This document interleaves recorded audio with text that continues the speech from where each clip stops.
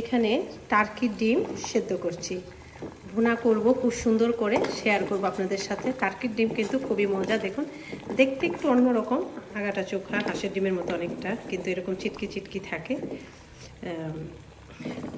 তো এখন দিয়ে দিলাম, পানিটা বলক ওঠার পরেই ডিমগুলো দিয়ে দিয়েছি। এখন ডিমটা সেদ্ধ হওয়ার পর আমি এটাকে ছুলে নিব, তারপর দেখুন নেক্সট প্রসেস কিভাবে ডিম ভুনা করি, মজাদার ডিম ভুনা। এবার ডিমগুলোকে কিন্তু সেদ্ধ করে একদম খোসা ছাড়িয়ে নিয়েছি, দেখুন। এবার এটার মধ্যে একটু লবণ দিয়ে দিব, তারপর একটু মরিচের গুঁড়ো দিয়ে এটাকে মাখিয়ে নেব। তবে তা দেওয়ার আগে আমি একটু ছুরি দিয়ে কেচে নেব। ডিমগুলোকে যদি এভাবে কেচে নেওয়া যায় তাহলে কিন্তু সুন্দর টেস্ট হয়। এই দেখুন, এভাবে একটু হালকা ছুরি দিয়ে বা বটি দিয়ে এইভাবে কেচে নিতে পারেন। এবার এখানে লবণ দিয়ে দিব সামান্য পরিমাণ মতো, আর দিয়ে দিচ্ছি মরিচের গুঁড়ো।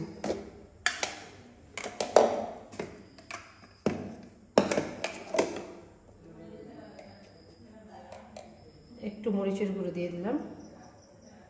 মরিচের গুঁড়োটা দিয়ে মাখিয়ে নিলে হবে কি, যখন তেলের মধ্যে এটাকে আমি ভাজবো তখন কালারটা খুব সুন্দর আসে, লাল টকটকে আসে, ভালো লাগে দেখতে আসলে।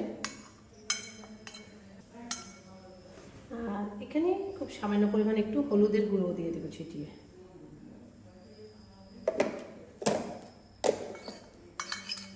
এই তো হয়ে গেলো, ডিমগুলো মাখানো হয়ে গেলো। এখন আমি এখানে কড়াইতে ভেজে নেব।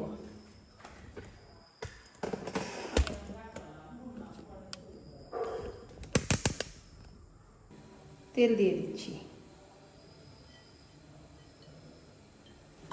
আর এই তেলের মধ্যে কিন্তু আমি ডিম ভুনাটা করে নেব।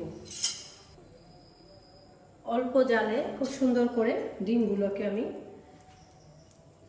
একটু ভেজে নেব।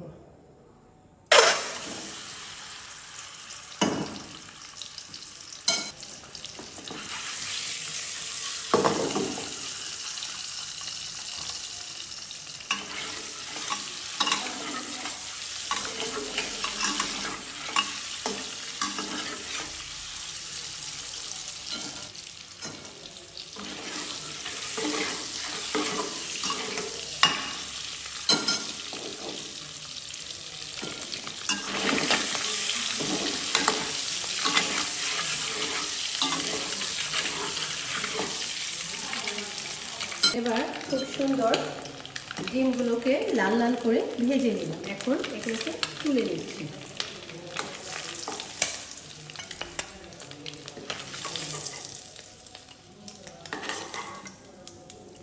এই তো তুলে নিলাম।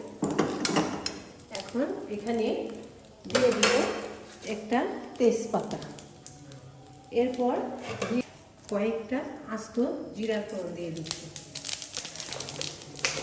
এরপর দিয়ে দিচ্ছি পেঁয়াজ কুচি।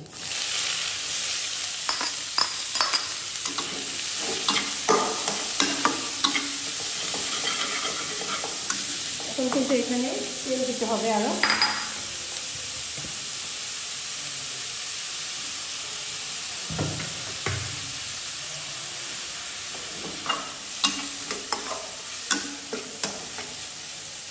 পেঁয়াজটাকে একটু বাদামি করে ভেজে নেব।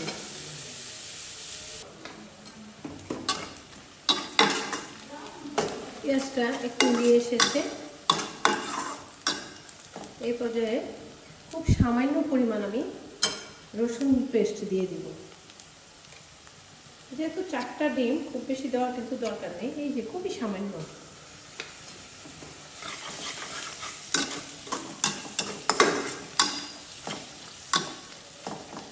সামান্য পরিমাণ দিয়ে দিলাম। এরপরে দিয়ে দেবো খুব সামান্য পরিমাণ আদা পেস্ট। এই যে আদা দিয়ে দিলাম 1/2 টিস্পুন পরিমাণ, আদাটা কিন্তু একটু বেশি দিলাম। এবার আদা রসুনের পেস্টটাকে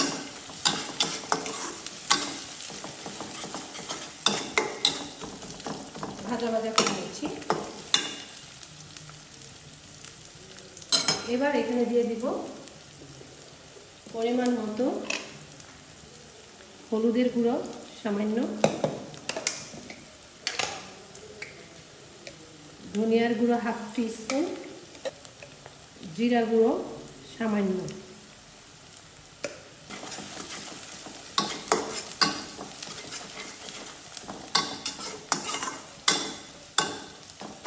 এবার এখানে কয়েক টুকরা কাঁচামরিচ দিয়ে দিব।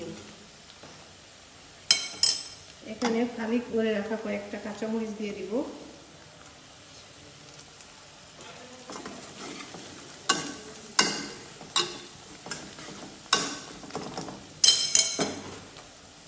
এবার একটু পানি দিয়ে দিব।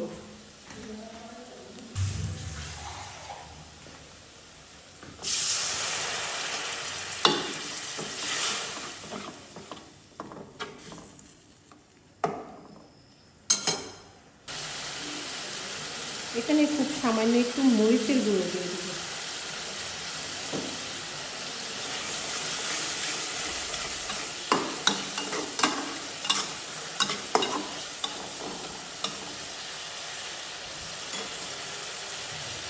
আর এখানে যে প্লেটটা ডিম মাখিয়েছিলাম এই মশলাটা দিয়ে এখানে পানি দিয়ে দিব।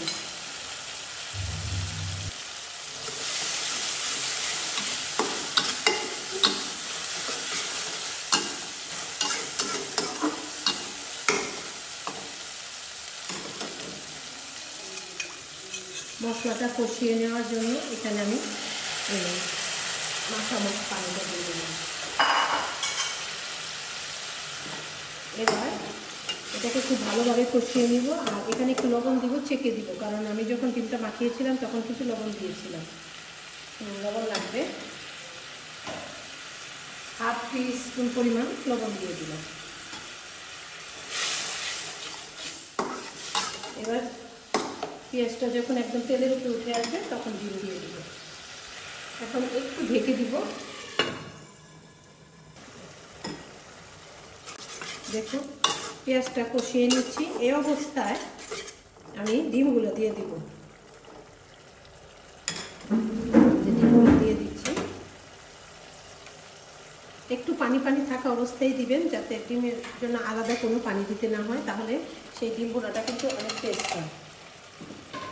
আর এদিকে কাঁচামরিচগুলোকে আমি আস্তে আস্তে কাঁচামরিচগুলো সুন্দর করে দিয়ে দিচ্ছি।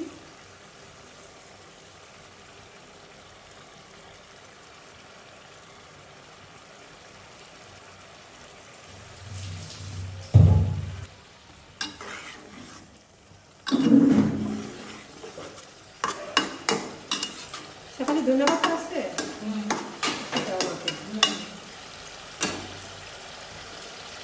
ডালটা একটু কমিয়ে দিচ্ছি। আর এখন একটু ঢেকে দিব, ঢাকা দিয়ে দিচ্ছি। দেখুন কতটা সুন্দর হয়েছে, একদম তেলের উপর উঠে এসেছে, কিন্তু খুবই সুন্দর হয়েছে। এই অবস্থায় আমি অল্প একটু ধনিয়া পাতা দিয়ে দিব, খুব বেশি না, অল্প। যে কোনো জিনিসই খুব বেশি দিলে কিন্তু ভালো লাগে না। আর আমার ডিম ভুনাটা হয়ে গেছে, দেখুন কত সুন্দর হয়েছে, আর তেলের উপরে উঠে এসেছে। এখন আমি ঢাকা দিয়ে দিচ্ছি, হাফ ঢাকা কিন্তু দিবেন অবশ্যই। ডিম তরকারিতে কখনোই ফুল ঢাকা দিবেন না, হয়ে গেলে হাফ ঢাকা দিবেন। হাফ ঢাকা দিয়ে দিয়ে রান্না করবেন, তাহলে এই ডিমের টেস্টটা অনেক বেশি ভালো আসে। এখন আমি চুলার জালটা বন্ধ করে দিব। দেখুন কত সুন্দর হয়েছে, দেখুন। এই তো হয়ে গেল আমার দারুণ মজার রাজকীয় স্বাদে ডিম ভুনা। আশা করি ভালো লেগেছে। যারা জানেন না এবং যাদের খুবই প্রিয়, মার হাতে খেয়েছেন, অনেক স্টুডেন্টই আছে, যেমন আমার মেয়ে ডিম ভুনাটা খুবই পছন্দ করে, ওর খুব প্রিয় একটা খাবার এটা, কিন্তু রান্না করতে পারে না। মার হাতের এই রান্নাটা খুব মিস করে। তাদের জন্য বলছি, বিশেষ করে রেসিপিটা পুরো হুবহু ফলো করে রান্না করবেন, দেখবেন এরকম মজাই হবে। ভালো থাকবেন, অনেক অনেক দোয়া ভালোবাসা আপনাদের জন্য। আল্লাহ হাফেজ।